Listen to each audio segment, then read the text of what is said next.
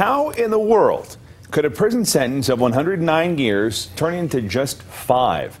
That is expected to happen later this month when a judge resentences convicted sex offender Rollie Bruvold. This after the state appeals court tossed out most of his convictions for child rape.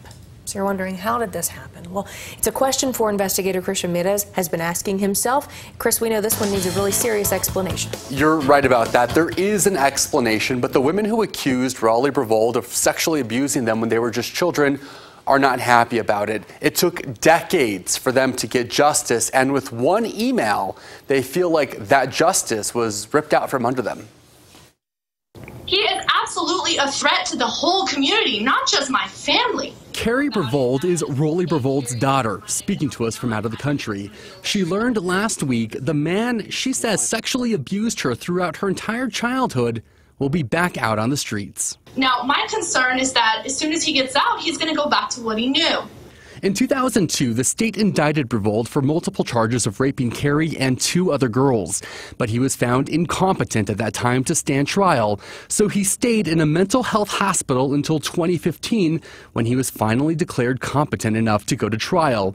It was then that a jury found Bruvold guilty of 7 counts of criminal sexual penetration of a minor under 13 for sexually abusing one of the girls.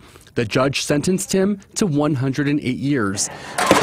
The sentence was so high, the DA's office chose not to proceed with the cases involving the 2 other girls, and Carrie is one of them. He hasn't shown any remorse that these things he did were wrong, and that's why he was sentenced in prison for life. Soon after the conviction, Bruvold appealed his case, and last year, the New Mexico Court of Appeals dropped 6 out of the 7 counts.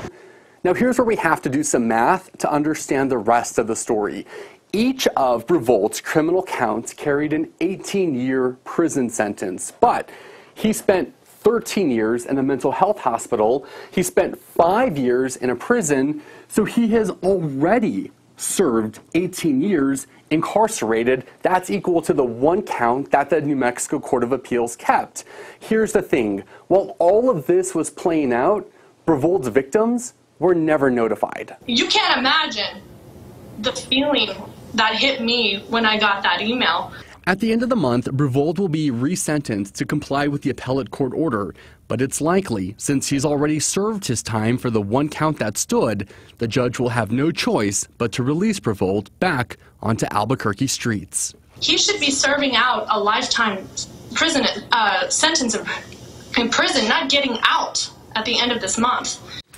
Okay, there might be some hope for those victims. The DA's office is now looking into the possibility of bringing up the charges involving Carrie and that other female victim. A successful prosecution of those cases would ensure that Bruvold goes back to prison.